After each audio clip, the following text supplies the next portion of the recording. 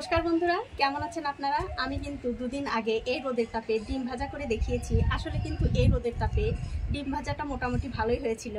তো আমি আজকে এই রোদের তাপে ভাত রান্না হয় কিনা সেটাই আজকে একটু দেখব।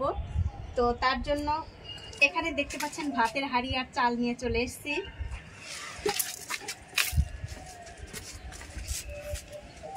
তো বন্ধুরা, আপনারা যদি ভাবেন যে এই বড় হাঁড়িতে ভাত রান্না করে খাবেন তাহলে কিন্তু হবে না। তার জন্য দেখতে পাচ্ছেন আমি একটা ছোট্ট হাঁড়ি নিয়েছি, আর এই হাঁড়ির মধ্যে দিয়ে দিচ্ছি একটু চাল। চালগুলো একটু এখন ধুয়ে নেব।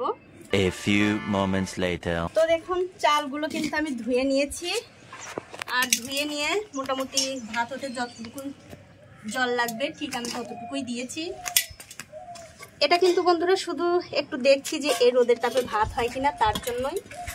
এখন একটা ঢাকা দিয়ে আমি 2-3 ঘন্টার জন্য রেখে দেবো। আর অবশ্যই কিন্তু আমি মাঝে মধ্যে এসে এই ঢাকাটা খুলে দেখবো যে ভাতটা ঠিকঠাক হচ্ছে কিনা।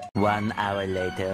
1 ঘন্টা পর আমি দেখতে আসছি আসলে ভাত যে রান্না করতে দিয়েছি তার কি অবস্থা। তো ঢাকাটা খুলে নিচ্ছি।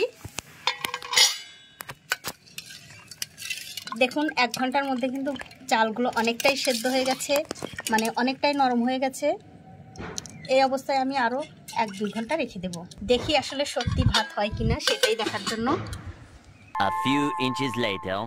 আমি আরও 2-3 ঘন্টা পর দেখে দেখছি ভাতটা হয়েছে কিনা। দেখুন বন্ধুরা, আসলে কিন্তু ভাত হয়নি, মানে আমারই ধারণা ভুল ছিল এটা, যে এই রোদের তাপে ভাত হয়ে যাবে। ভাত হয়নি, চালটা শুধু একটু নরম হয়েছে। তো বন্ধুরা, আপনারাও কিন্তু এই সত্যটা যাচাই করতে পারেন। তো ভিডিওটি যদি আপনাদের ভালো লেগেই থাকে অবশ্যই একটা লাইক, কমেন্ট আর শেয়ার করতে ভুলবেন না।